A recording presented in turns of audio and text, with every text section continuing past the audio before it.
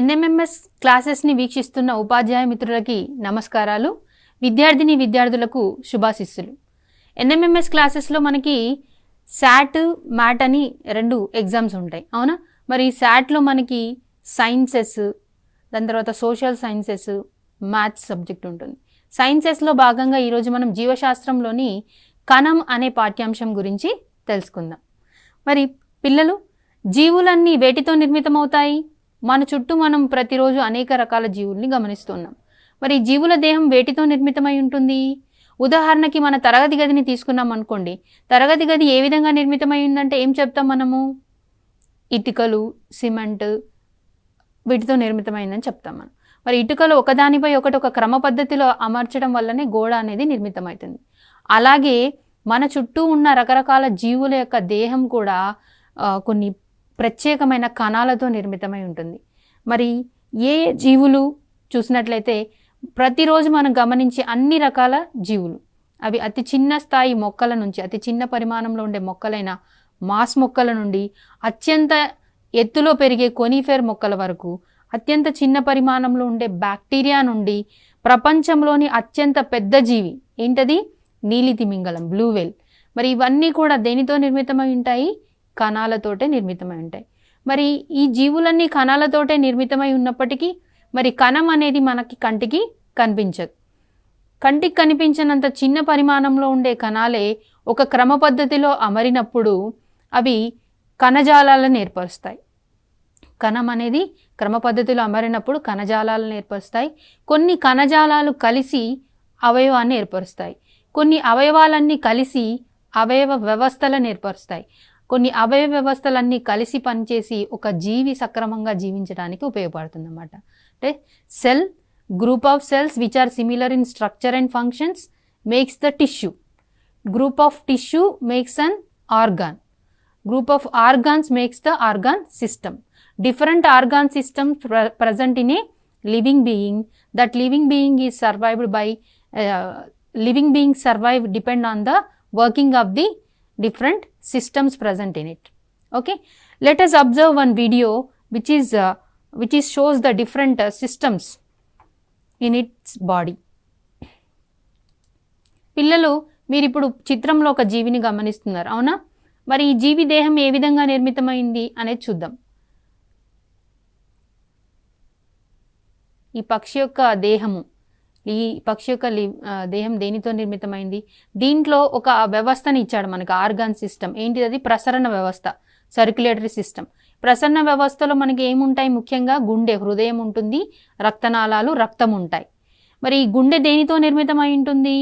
గుండె అనే ఈ అవయవం అనేక రకాల కణజాలాలతో నిర్మితమై ఉంటుంది. హృదయావరణ కణజాలం, కార్డియాక్ మజిల్ అని చెప్పేసి అంటాం అనమాట. ఇది టిష్యూ, కణజాలం. కణజాలంలో మొత్తం ఏముంటాయి? కణాలు ఉంటాయి. ఒకే మూలం నుంచి ఏర్పడిన కణాలు నిర్మాణంలోను పనిలోనూ ఒకే విధంగా ఉంటాయి అన్నమాట. నిర్మాణంలోను పనిలోనూ ఒకే విధంగా ఉన్న కణాల గుంపుని కణజాలం అంటాం. చూడండి, ఆ కణజాలం లోపల మనకి ఫోకస్ చేసి చూపించినప్పుడు ఒక కణం కనిపిస్తుంది. ఇది సెల్ అన్నమాట. అంటే కంటికి కనిపించినంత చిన్న పరిమాణంలో ఉండే ఈ కణమే ఏం చేస్తుంది? కణజాలాన్ని ఏర్పరుస్తుంది, టిష్యూని ఏర్పరుస్తుంది. కణజాలమే రకరకాల కణజాలాలు కలిసి అవయవాలను ఏర్పరుస్తాయి. అవయవాలు అవయవ వ్యవస్థను ఏర్పరుస్తాయి. వివిధ రకాల అవయవ వ్యవస్థలు కలిసి ఒక జీవి అనేది ఏర్పడుతుంది అన్నమాట.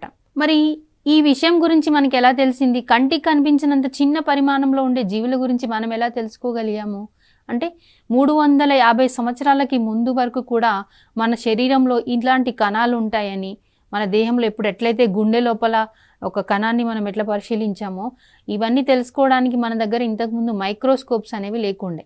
మరి కణం అనేది చిన్నగా ఉంటుంది కదా, అత్యంత చిన్న పరిమాణంలో ఉండే ఈ కణాలని పరిశీలించాలంటే సూక్ష్మదర్శిని కావాలి, మైక్రోస్కోప్.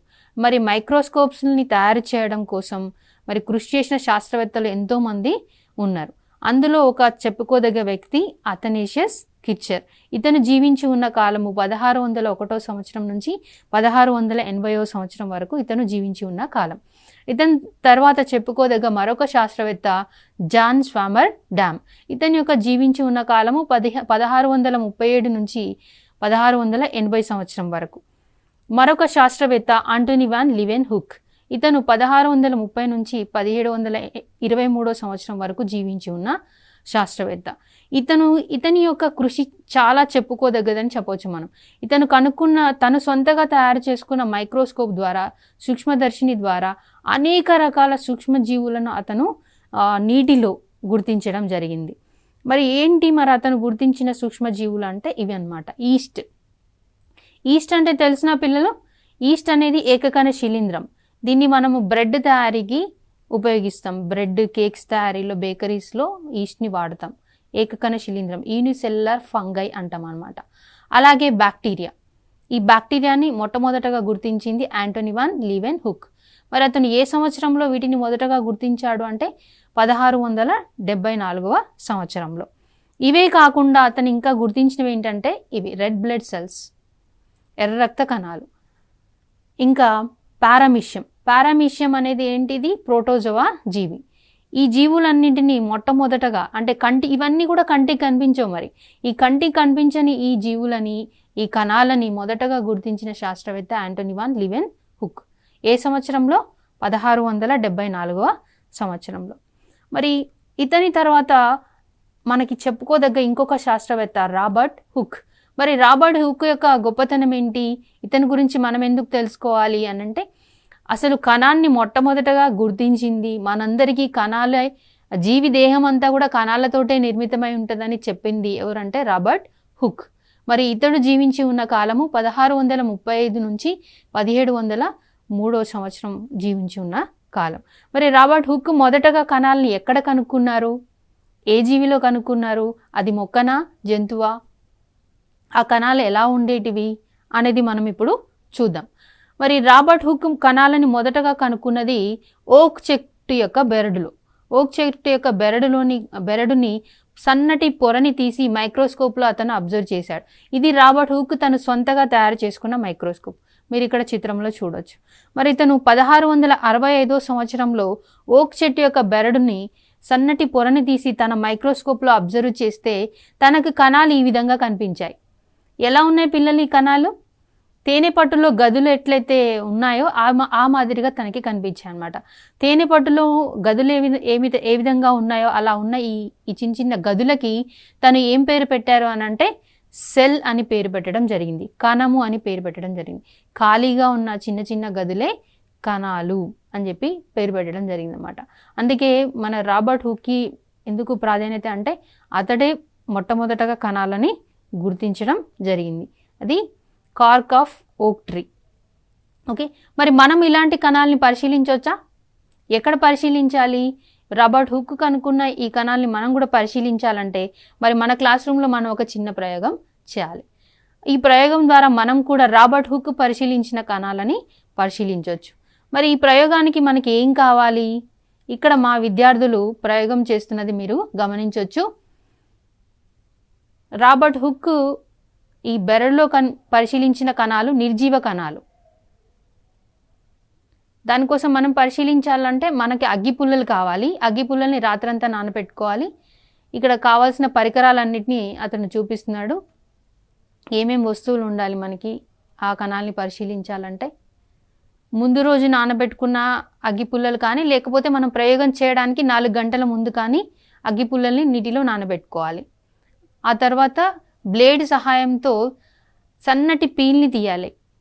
ఆ అగ్గిపుల్ల నుండి తీసి దాన్ని నీటిలో, వాచ్ గ్లాసులో ఉన్న నీటిలో కడగాలి.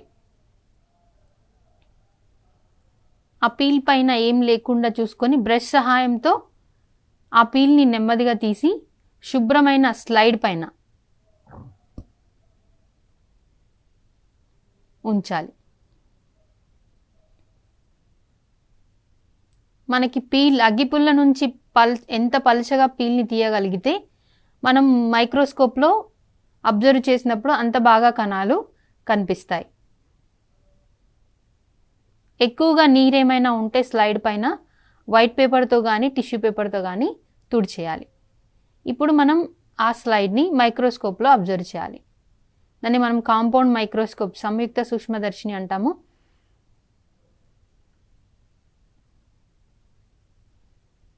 అగ్గిపుల్లలో కణాలు ఎలా కనిపిస్తున్నాయి? చిన్నగా బాక్సుల్లాగా కనిపిస్తున్నాయి. మీరు అబ్జర్వ్ చేస్తే ఇక్కడ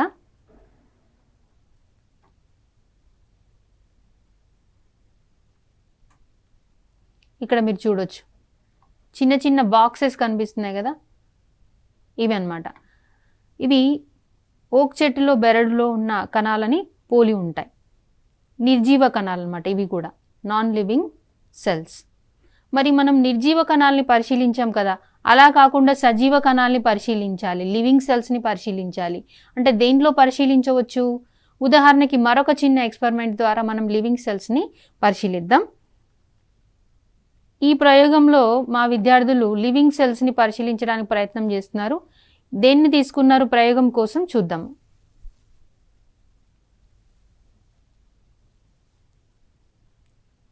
dropper, brush, forceps, needle, beaker with water, watch glass, onion, slide, cover slips, blade, ఇంకా మైక్రోస్కోప్.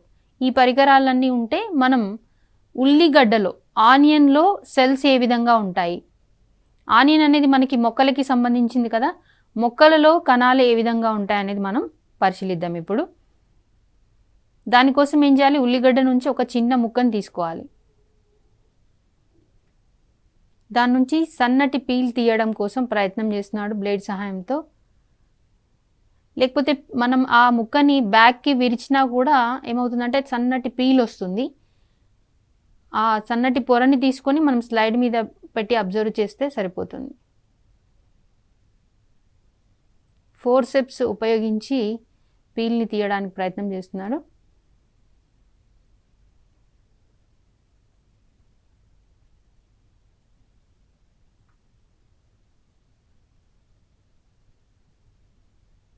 ఇక్కడ చూడండి మీరు, ఆనియన్ పీల్ అనేది వచ్చింది. దాన్ని స్లైడ్ మీద పెట్టేసి వాటర్తో మనం క్లీన్ చేసుకోవాలి. పీల్ మీద ఎలాంటి డస్ట్ అది లేకుండా చూసుకోవాలి.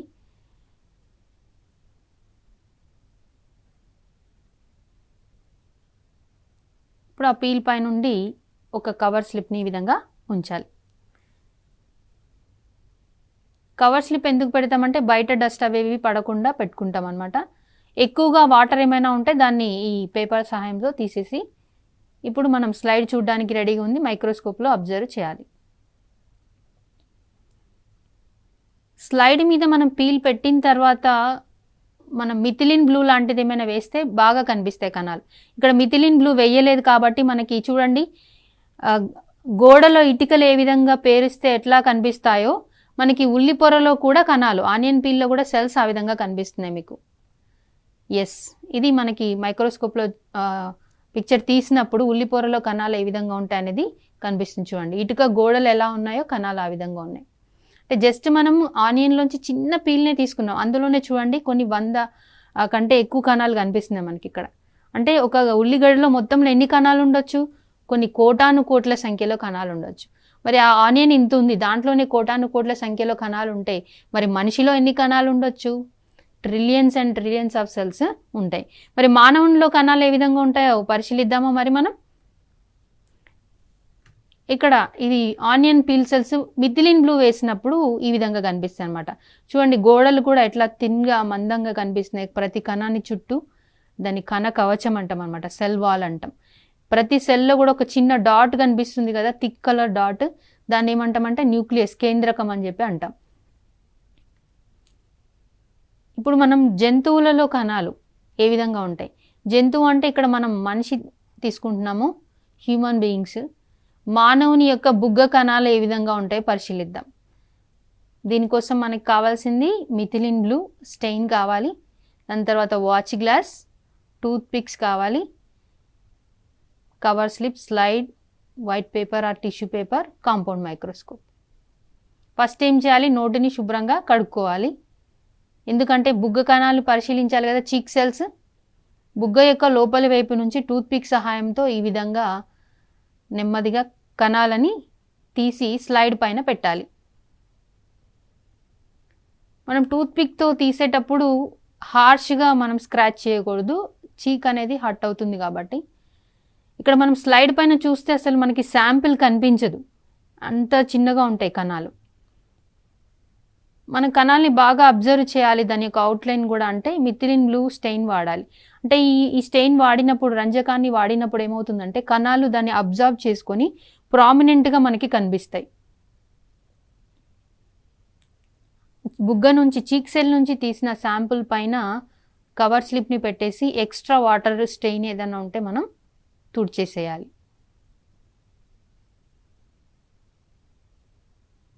And now slide is ready. We can observe it under microscope.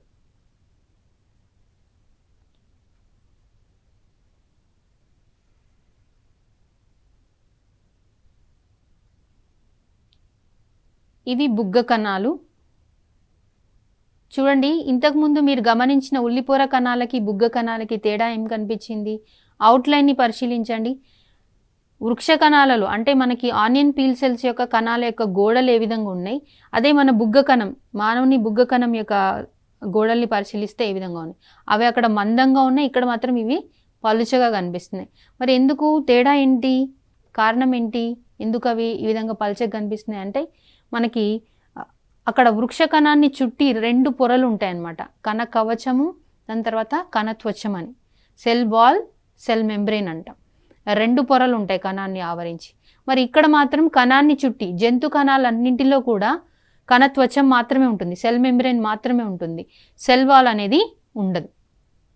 జంతు కణాలలో సెల్ వాల్ అనేది ఉండదు. అందుకే జంతు కణాలు అనేవి చూడ్డానికి మనకి అంత స్పష్టంగా దాని యొక్క గోడలు అనేవి కనిపించవు, మనకి అవుట్లైన్ అనేది. వృక్ష కణాలని, జంతు కణాలని పరిశీలించాం కదా. ఇక్కడ ప్రతి కణంలో కూడా మనకి స్పష్టంగా మనకి ఒక చుక్క లాంటిది కనిపిస్తుంది. దాన్ని మనం కేంద్రకం, న్యూక్లియస్ అని చెప్పేసి అంటున్నాం. మరి ఈ న్యూక్లియస్ని మొట్టమొదటగా ఎవరు గుర్తించారు అనేది చూసినట్లయితే ఫెలిస్ ఫాంటానా మరియు ఇతర శాస్త్రవేత్తలు జంతువుల యొక్క బాహ్య చర్మంలోని ఉపకళా కణాలలో కేంద్రకాన్ని మొదటగా పరిశీలించారు. That means in the epithelial cells of the skins of the animals. But దాని యొక్క క్రెడిట్ మాత్రం ఫెలిస్ ఫాంటానాకి రాలేదు. ఎందుకు అనేసి అంటే ఫెలిస్ ఫాంటానా అదే టైంలో రాబర్ట్ బ్రౌన్ అనే శాస్త్రవేత్త వాళ్ళు ఓన్లీ బాహ్య చర్మ కణాలలో మాత్రమే గమనించారు, జంతువుల బాహ్య చర్మ కణాలలో. కానీ రాబర్ట్ బ్రౌన్ అనేక రకాల జీవుల మీద పరిశోధనలు చేసి ప్రతి జీవి కణంలో కూడా ఒక ఈ చుక్క లాంటి నిర్మాణం ఉండడం అతను గమనించాడు. ప్రతి జీవి కణంలో కూడా ఒక ఈ డాట్ అనేది కనిపిస్తుంది. అంటే ప్రతి కణంలో కూడా, ప్రతి జీవులలో ఉండే కణాల్లో కూడా ఇది ఉంటుంది. కాబట్టి దీనికి ఒక ప్రత్యేకమైన పేరుని అతను పెట్టడం జరిగింది, న్యూక్లియస్ అని చెప్పేసి. రాబర్ట్ బ్రౌన్ కేంద్రకాన్ని కనుక్కున్నది ఎవరు అనేసి అంటే మనం రాబర్ట్ బ్రౌన్ పేరుని మాత్రమే సూచిస్తాం. మరి ఇతను కేంద్రకాన్ని మొట్టమొదటగా ఎందులో గుర్తించాడు అంటే ఆర్కిడ్ మొక్కల యొక్క పత్రాలలోని కణాలలో 1831లో 1831వ సంవత్సరంలో గుర్తించడం జరిగింది. ఇవి కణం లోపల కేంద్రకాన్ని మనం అక్కడ చూడొచ్చు. ఆ నలుపు రంగులో ఉన్న చుక్క మనం కేంద్రకంగా చెప్తాం. మరి వృక్ష కణానికి, జంతు కణానికి ముఖ్యమైన భేదం ఏంటి? ఇక్కడ మీరు చిత్రంలో మొదటి పిక్చర్లో కనిపిస్తుంది వృక్ష కణం, ప్లాంట్ సెల్. రెండవ చిత్రంలో కనిపిస్తుంది యానిమల్ సెల్. మరి ప్లాంట్ సెల్ యొక్క గోడలు, వృక్ష కణం యొక్క గోడలు చాలా రిజిడ్గా ఉంటాయి, చాలా మందంగా ఉంటాయని చెప్పుకున్నాం. ఎందుకంటే వృక్ష కణాన్ని ఆవరించి 2 పొరలు ఉంటాయని చెప్పాను. ఏంటది? ఇక్కడ మీరు చూస్తే సెల్ వాల్. సెల్ వాల్ అంటే కణ కవచం ఉంటుంది. ఇంకొకటి రెండోది కణ కవచ, సెల్ వాల్కి లోపల వైపు ఇంకొక పొర ఉంటుంది, దాన్ని ఏమంటాం? సెల్ మెంబ్రెయిన్ లేదా ప్లాస్మా మెంబ్రెయిన్ అని చెప్పేసి అని అంటాం. సెల్ మెంబ్రెయిన్ లేదా ప్లాస్మా మెంబ్రెయిన్, దాన్ని మనం కణత్వచం అని చెప్పేసి అని అంటాం. అదే జంతు కణాన్ని చూడండి, జంతు కణాన్ని ఆవరించి ఒక్కటే పొర ఉంటుంది, ప్లాస్మా మెంబ్రెయిన్ మాత్రమే ఉంటుంది, సెల్ వాల్ అనేది ఉండదు. అందుకే ఇవి కొంచెం స్ట్రాంగ్గా ఉంటాయి. ప్లాంట్ సెల్స్, యానిమల్ సెల్స్ కొంచెం స్మూత్గా ఉంటాయి. మరి ప్లాంట్ సెల్కి, యానిమల్ సెల్కి ఇంకా డిఫరెన్స్ ఏంటి? లోపల అబ్జర్వ్ చేయండి. కణం లోపల ఉండే ఈ ద్రవాన్ని మొత్తం కూడా ఏమంటామంటే కణ ద్రవ్యం అంటాం, సైటోప్లాజం అంటాం. ఈ సైటోప్లాజం లోపల మనకి అనేక రకాల చిన్న చిన్న ఆర్గానెల్స్ కనిపిస్తున్నాయి, కణాంగాలు కనిపిస్తున్నాయి. కణ ద్రవ్యం లోపల చిన్న చిన్న కణాంగాలు మొత్తం అంతా కణం అంతా విస్తరించి ఉన్నట్టుగా మీరు చూస్తున్నారు ఇక్కడ. మరి దీంట్లో ఉన్న కణాంగాలు ఏంటి? వృక్ష కణంలో ఉన్న ఏంటి, జంతు కణంలో ఉన్న ఏంటి? వృక్ష కణంలో ఉన్న కణాంగాలు ఏవైనా జంతు కణంలో లేవా? ఇక్కడ అబ్జర్వ్ చేస్తే మీరు చూడండి గ్రీన్ కలర్లో కనిపిస్తున్నాయి ఇక్కడ, అవునా? ఈ గ్రీన్ కలర్లో కనిపిస్తున్న ఈ కణంగాలు జంతు కణంలో ఉన్నాయా? ఇక్కడ లేవు, యానిమల్ సెల్లో లేవు. ఏంటివి ఇవి మరి? క్లోరోప్లాస్ట్లు. ఈ క్లోరోప్లాస్ట్లు హరిత రేణువులు అని చెప్పి అంటాం అనమాట. ఈ క్లోరోప్లాస్ట్లు అనే వాటి వల్లనే మొక్కలన్నీ కూడా సొంతగా ఆహారం తయారు చేసుకోగలుగుతున్నాయి. ఈ క్లోరోప్లాస్ట్లు అనేవి మనలో అంటే జంతువులలో లేకపోవడం వల్ల మనం సొంతగా ఆహారం తయారు చేసుకోలేకపోతున్నాం. అంటే క్లోరోప్లాస్ట్లు అనే ప్రత్యేక కణాంగాలు వాటిలో ఉండటం వల్ల అవి సన్లైట్ని ట్రాప్ చేసి ఆహారాన్ని తయారు చేసి అవి కొంత వినియోగించుకొని మిగతా వాటిని ఏం చేస్తాయి? ఫ్రూట్స్ రూపంలో, కాయలు పండ్ల రూపంలో, మొక్కలోని వివిధ భాగాలలో, వేర్లలో, కాండంలో, పువ్వులలో, పత్రాలలో నిల్వ చేసుకుంటూ ఉంటాయి అన్నమాట. ఈ క్లోరోప్లాస్ట్లు మనలో కూడా ఉండుంటే మనం కూడా స్వంతగా ఆహారాన్ని తయారు చేసుకునే వాళ్ళమే. ఇంకొకటి ముఖ్యమైనది ఇంకేంటంటే ఇక్కడ మధ్యలో కనిపిస్తుంది కదా మీకు ఈ పెద్దగా శాక్ లాగా, దీన్ని ఏమంటున్నాం మనం? వాక్యూల్ అంటున్నాం, రిక్తిక. మరి ఈ రిక్తిక అనేది జంతు కణంలో కనిపిస్తుందా మీకు? యానిమల్ సెల్లో కనిపిస్తుందా వాక్యూల్? ఇందులో కూడా వాక్యూల్స్ ఉంటాయి, కానీ ఎట్లా ఉంటాయంటే చాలా చిన్న పరిమాణంలో ఉంటాయి. చాలా చిన్న పరిమాణంలో ఉండి మొత్తం కణద్రవ్యం అంతా కూడా స్కాటర్ అయి ఉంటాయి అనమాట, సైటోప్లాజం అంతా కూడా. మరి అదే ప్లాంట్ సెల్లో అయితే వాక్యూల్ అనేది ఒక్కటే ఉంటుంది, పెద్దగా మిడిల్గా ఉంది చూడండి, మధ్యలో ఉండి మిగతా వాటిని అన్నింటినీ పక్కకి నెట్టేసింది, మిగతా కణాంగాలన్నింటినీ కూడా. మరి ఇందులో వాక్యూల్స్ అనేవి చిన్న సైజులో ఉంటాయి. చూడండి న్యూక్లియస్ అనేది ఇందులో కూడా ఉంది, ప్లాంట్ సెల్లో ఉంది, యానిమల్ సెల్లో కూడా ఉంది. యానిమల్ సెల్లో ఇది న్యూక్లియస్, ప్లాంట్ సెల్లో ఇది న్యూక్లియస్ మనకి ఇక్కడ కనిపిస్తుంది కదా. ఎండోప్లాస్మిక్ రెటిక్యులం రెండిట్లో ఉంటాయి, మైటోకాండ్రియాస్ రెండిట్లో ఉంటాయి, గాల్జీ ఆపరేటర్స్ రెండిట్లో ఉంటాయి. కానీ సెంట్రియోల్స్ అనేవి యానిమల్ సెల్లో ఉంటాయి, ఇక్కడ మీరు అబ్జర్వ్ చేయండి. సెంట్రియోల్స్ అనేవి యానిమల్ సెల్స్లో ఉంటాయి, కానీ ప్లాంట్ సెల్స్లో ఉండవు. ఇవి మనకి వృక్ష కణానికి జంతు కణానికి ఉండే ముఖ్యమైన భేదాలు. ఒకటి ప్లాస్మా మెంబ్రేన్ అనేది రెండిట్లో ఉంటుంది, సెల్ వాల్ అనేది ఓన్లీ వృక్షకణంలో మాత్రమే ఉంటుంది. రెండవది క్లోరోప్లాస్ట్లు వృక్షకణంలో మాత్రమే ఉంటాయి. మూడోది వాక్యూల్ అనేది పెద్ద పరిమాణంలో ఉంటుంది, అది వృక్షకణంలో. జంతు కణంలో అయితే వాక్యూల్స్ చిన్న పరిమాణంలో ఉంటాయి. నాలుగవది సెంట్రియోల్స్ అనేవి జంతు కణంలో మాత్రమే ఉంటాయి, వృక్షకణంలో ఉండవు. డిఫరెన్సెస్ చూసినట్లయితే మీకు ఇక్కడ తెలుస్తుంది. ఎగ్జామినేషన్ పాయింట్ ఆఫ్ వ్యూలో మనకి ఎఫ్ఏఎస్కి కానీ ఎస్ఏఎస్కి కానీ చాలా ఇంపార్టెంట్. అంతేకాకుండా కాంపిటేటివ్ ఎగ్జామ్లో కూడా దీని మీద క్వశ్చన్ అడగడానికి చాలా ఛాన్సెస్ ఉంటాయి అన్నమాట. ఎందుకంటే సెల్ వాల్ ఉండే కణం ఏంటి, సెల్ వాల్ దేంట్లో ఉంటుంది, దాని యొక్క యూజ్ ఏంటి అని చెప్పేసి మెన్షన్ చేస్తూ ఉంటారు అన్నమాట. నెక్స్ట్ వాక్యూల్స్ క్లోరోప్లాస్ట్ని బేస్ చేసుకొని, సెంట్రియోల్స్ని బేస్ చేసుకొని కూడా కణాలు అడుగుతుంటారు క్వశ్చన్స్. కాబట్టి మనకి చాలా ఇంపార్టెంట్ ఈ డిఫరెన్సెస్. సెల్ వాల్ ప్లాంట్ సెల్స్లో ప్రజెంట్ ఉంటుంది, యానిమల్ సెల్లో ఆబ్సెంట్ ఉంటుంది. వాక్యూల్స్ అనేవి ప్లాంట్ సెల్స్లో బిగ్ సైజులో ఉంటాయి, దీంట్లో యానిమల్ సెల్స్లో స్మాల్ సైజులో ఉండి నంబర్ ఆఫ్ ఉంటాయి, ఎక్కువ సంఖ్యలో ఉంటాయి. క్లోరోప్లాస్ట్లు ప్లాంట్ సెల్లో ఉంటాయి, యానిమల్ సెల్లో ఉండవు. సెంట్రియోల్స్ ప్లాంట్ సెల్స్లో ఉండవు, యానిమల్ సెల్స్లో ఉంటాయి. ప్లాస్టిడ్స్ అనేవి కూడా ప్లాంట్ సెల్స్లో మాత్రమే ఉంటాయి, యానిమల్ సెల్లో ఉండవు. ఇవి మెయిన్ డిఫరెన్సెస్. మనకి ఈ చాప్టర్లో ఎగ్జామినేషన్ పాయింట్ ఆఫ్ వ్యూలో, especially NMMS examination point of వ్యూలో అడగడానికి స్కోప్ ఉన్న క్వశ్చన్స్ ఎలా అడుగుతుంటారు జనరల్గా అంటే, what are the structural and functional units of living beings అని అడుగుతారు. అంటే జీవుల యొక్క నిర్మాణాత్మక క్రియాత్మక ప్రమాణాలని వేటిని అంటారు. ఇక్కడ కింద ఆప్షన్ చూసినట్టయితే ఏ ఆప్షన్లో టిష్యూస్ అంటే కణజాలాలు, బి ఆర్గాన్స్ అంటే అవయవాలు, సి ఆర్గాన్ సిస్టమ్స్ అంటే అవయవ వ్యవస్థలు, డి సెల్స్ అంటే కణాలు. మరి దీంట్లో కరెక్ట్ ఆప్షన్ ఏంటి? మనకి structural and functional units of living beings అని వేటిని అంటాం మనము? కణాలని అంటాం. కాబట్టి ఆప్షన్ కరెక్ట్ ఆప్షన్ ఏంటి? ఇక్కడ సెల్స్ అనేది కరెక్ట్ ఆప్షన్గా మనం చెప్తాం. ఇక రెండవ question matching type of question. ఇలాంటి క్వశ్చన్స్ ఎక్కువగా కాంపిటేటివ్ ఎగ్జామ్స్లో అడుగుతుంటారు, ఎందుకంటే ఎక్కువ కాన్సెప్ట్ని మనం ఒకే క్వశ్చన్లో అడగడానికి ఆస్కారం ఉంటుంది. కాబట్టి ఈ క్వశ్చన్స్ని మనం ఎక్కువగా ప్రాక్టీస్ చేయాల్సి ఉంటుందన్నమాట. మ్యాచింగ్ టైప్లో మనకి ఇక్కడ ఏమి అడిగాడు? సైంటిస్టుల నేమ్స్ ఇచ్చారు, ఏ కాలంలో, బి కాలంలో ఏంటి, వాళ్ళు దేనిపైన వర్క్ చేశారు, వాళ్ళ యొక్క వర్క్ ఇచ్చారు. ఫస్ట్ కాలంలో చూసినట్లయితే Robert hook, Robert brown, లీవెన్ hook, అథనేసియస్ కిచ్చర్ ఇచ్చారు. బిలో ఏమున్నాయి? Nucleus, bacteria, worked with microscope, cell. మరి రాబర్ట్ హుక్ అనగానే మనకి ఏం గుర్తుకు రావాలి? మొట్టమొదటగా కణాన్ని కనుక్కున్న శాస్త్రవేత్త రాబర్ట్ హుక్, కాబట్టి మనకి రాబర్ట్ హుక్ అనగానే సెల్ గుర్తు రావాలి. అంటే అప్పుడు మనకి 1 అనేది దేంతో మ్యాచ్ అవుతుంది? సెల్ డీతో మ్యాచ్ అవుతుంది కాబట్టి 1D ఎక్కడ ఉందో మనం వెతుక్కోవాలి. నెక్స్ట్ రాబర్ట్ బ్రౌన్ అనగానే ఇంతకుముందు మనం చెప్పుకున్నాం. ఫెలిస్ ఫాంటానా మొట్టమొదట గుర్తించినప్పటికీ దాన్ని అతను అన్నిట్లో ఉంటుంది అని అతను జనరలైజ్ చేయలేకపోయాడు. ఓన్లీ జంతువుల యొక్క బాహ్య చర్మ కణాల్లో మాత్రమే అతను గుర్తించాడు. కానీ రాబర్ట్ బ్రౌన్ అనేక రకాల జీవుల యొక్క కణాలని పరిశీలించి అన్ని జీవుల కణాలలో కూడా కేంద్రకం ఉంటుందని అతను గుర్తించింది కాబట్టి రాబర్ట్ బ్రౌన్ అనగానే న్యూక్లియస్ గుర్తుకు రావాలి. ఇక్కడ సెకండ్ ఆప్షన్కి ఏ అనేది మ్యాచ్ అవుతుంది కాబట్టి A2 రెండవ దానికి ఏ ఉన్నది చూసుకోవాలి మనం.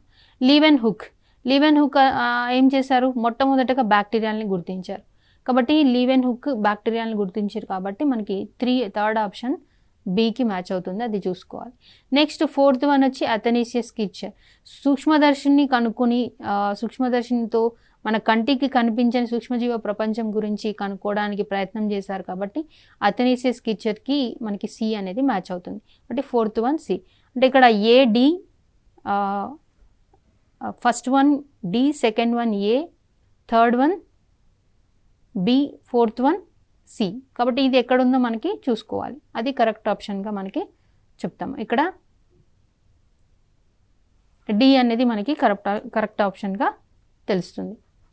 నెక్స్ట్ క్వశ్చన్ వచ్చి group of cells which are similar in structure and functions. చూడడానికి పనిలో ఒకే విధమైన కణాల గుంపుని ఏమంటాం మనం? సాధారణంగా ఒకే మూలం నుంచి ఏర్పడతాయి అనమాట. అంటే ఒకే ఆరిజిన్ ఉంటుంది, వీటికి ఒకే ఆరిజిన్ నుంచి ఏర్పడతాయి, ఒకే విధమైన పనిని నిర్వర్తిస్తూ ఉంటాయి. మరి అలాంటి కణాల గుంపుని మనం ఏమని పిలుస్తాము? A టిష్యూ అంటే కణజాలము, B సెల్స్ కణాలు, C ఆర్గాన్స్ అంటే అవయవాలు, D ఆర్గాన్ సిస్టమ్స్ అవయవ వ్యవస్థలు. ఏంటి ఇక్కడ కరెక్ట్ ఆప్షన్? మనం ఇంతకుముందు కూడా చెప్పుకున్నాం టిష్యూ అని, కణజాలాలు అని చెప్పేసి. ఇక్కడ కరెక్ట్ ఆప్షన్ వచ్చేసి టిష్యూ అనమాట. నెక్స్ట్ క్వశ్చన్ చూడండి, చూస్ ద కరెక్ట్ స్టేట్మెంట్. ఇలాంటి క్వశ్చన్స్ కూడా మనకి కాంపిటేటివ్ ఎగ్జామ్స్లో అడుగుతుంటారు స్టేట్మెంట్స్. ఎందుకంటే ఇక్కడ కూడా మనకి ఎక్కువ కాన్సెప్ట్ని మనం ఒకే క్వశ్చన్లో అడగడానికి ఆస్కారం ఉంటుంది కాబట్టి చూస్ ద కరెక్ట్ స్టేట్మెంట్ అనే క్వశ్చన్స్ ఎక్కువ కాంపిటేటివ్ ఎగ్జామ్స్లో వస్తాయి. ఫస్ట్ క్వశ్చన్ చూడండి, Robert Hooke conducted experiments in honeycomb cavities. In matchstick experiment, round structures are seen. Plants and animals are made up of cells. Cells are observed for the first time in the cork of Johar. First ఏంటి? Robert hook experiments హనీకోంబ్ cavities మీద చేశారని ఉంది. యాక్చువల్గా Robert hook ప్రయోగాలు చేసింది దేనిపైన? ఓక్ చెట్టు యొక్క బెరడు పైన. Robert Hooke worked on the cork of the oak tree. So option A is not correct. Next second one వచ్చి in matchstick experiment round structures are seen. Matchstick ఎక్స్పెరిమెంట్లో అగ్గిపుల్లలో కణాలని పరిశీలించినప్పుడు కణాల యొక్క ఆకారం మనకి ఏ విధంగా కనిపించింది? బాక్సుల్లాగా లేదా తేనె పట్టులో ఉండే గదుల్లాగా ఉంటాయి అవి, కాబట్టి రౌండ్గా ఉండవు. అది ఆప్షన్ బి కూడా రాంగ్. థర్డ్ వన్ ఏంటి? Plants and animals are made up of cells. అన్ని జీవులు ఇంతకుముందు మనం స్టార్టింగ్లో చెప్పుకున్నాం, ఏది అతి చిన్న పరిమాణంలో ఉండే మొక్కల నుంచి అత్యంత పెద్ద పరిమాణంలో ఉండే మొక్కలు జంతువుల వరకు కూడా అన్ని జీవులు కూడా వేటితో నిర్మితమై ఉంటాయి? కణాలతోటే నిర్మితమై ఉంటాయి, సెల్స్తో నిర్మితమవుతాయి. కాబట్టి ఆప్షన్ సి అనేది కరెక్ట్గా ఉంది. Next cells are observed for the first time in the cork of జవహర్ అన్నారు. మరి జొన్న మొక్క యొక్క బెరడులో కణాలని మొట్టమొదటిగా పరిశీలించారని చెప్తున్నారు. మరి ఈ ఆప్షన్ అనేది కరెక్టా? కాదు కదా. ఎక్కడ పరిశీలించారు కణాలని? మొదటగా ఓక్ చెట్టు యొక్క బెరడులో గమనించడం జరిగింది. కాబట్టి ఆప్షన్ డి కూడా రాంగ్ అనమాట. అట్లా మనం స్టేట్మెంట్ని చదివి ఆ స్టేట్మెంట్ అది ఎంతవరకు కరెక్ట్ అనేది మనం ఫైనలైజ్ చేసుకున్న తర్వాత ఆన్సర్ చేయడానికి ప్రయత్నం చేయాలి. ఇక్కడ identified part in the picture. మీకు ఇక్కడ పిక్చర్ కనిపిస్తుంది. మీ ఇంతకుముందు మనం క్లాస్ చెప్పుకున్నప్పుడు కూడా చూసాం ఆనియన్ పీల్ సెల్స్. ప్రతి సెల్లో కూడా స్పష్టంగా ఒక చుక్క డాట్ కనిపిస్తుంది. ఆ ప్రామినెంట్ డాట్ని ఏమంటారు అనేది మనం చెప్పుకున్నాం. మరి ఈ పిక్చర్లో ఏం కనిపిస్తుంది? పిక్చర్ బేస్డ్ క్వశ్చన్స్ కూడా ఉంటాయి అన్నమాట. Diagram based, picture based questions కూడా అడుగుతారు కాబట్టి ఇలాంటి క్వశ్చన్స్ కూడా కాంపిటేటివ్ ఎగ్జామ్స్లో ఉంటాయి. ఇట్లా ప్రాక్టీస్ చేయాల్సి ఉంటుంది. ఆప్షన్ ఏలో ఏం చెప్తున్నాం? అది సెల్ అంటున్నాం, కణం అంటున్నాం. బిలో సెల్ వాల్ కణ కవచం అంటున్నాం. సిలో న్యూక్లియస్ కేంద్రకం అంటున్నాం. డిలో సైటోప్లాజం అంటున్నాం. మరి ఇక్కడ ఏంటది కరెక్ట్గా అంటే మనకి న్యూక్లియస్ అనమాట. Option C is the right one, nucleus కేంద్రకం. కరెక్ట్ ఆన్సర్ వచ్చి కేంద్రకం. ఓకేనా పిల్లలు ఇప్పటి వరకు మనం జీవులన్నీ కూడా దేనితో నిర్మితమై ఉంటాయి, దాని తర్వాత వృక్షాల్లో ఉండే కణాలు ఏ విధంగా ఉంటాయి, జంతువుల్లో ఉండే కణాలు ఏ విధంగా ఉంటాయి. వృక్షాల్లో ఉండే కణాల్లో ముఖ్యంగా మనం ఆనియన్ పీల్ సెల్స్ చూసాము. ఉల్లి పొరలో కణాలు ఏ విధంగా ఉంటాయి చూసాము. అదే జంతువుల యొక్క కణాలలో మానవుని యొక్క బుగ్గ కణాలు ఏ విధంగా, చీక్ సెల్స్ ఏ విధంగా ఉంటాయో చూసాము. రెండు కణాలకి, ప్లాంట్ సెల్కి యానిమల్ సెల్కి డిఫరెన్సెస్ ఏ విధంగా ఉంటాయో చూసాము. మరి ఈ కాన్సెప్ట్స్ మీద ఎలాంటి క్వశ్చన్స్ అడుగుతారో మనం ఒక 4-5 క్వశ్చన్స్ చూస్తాం. ఇంకా మీరు ఈ కాన్సెప్ట్ మీద ఎలాంటి క్వశ్చన్స్ అడగవచ్చు, మీరు కూడా కొన్ని మల్టిపుల్ చాయిస్ క్వశ్చన్స్ తయారు చేయడానికి ప్రయత్నం చేయండి. Thank you very much. Thanks for watching.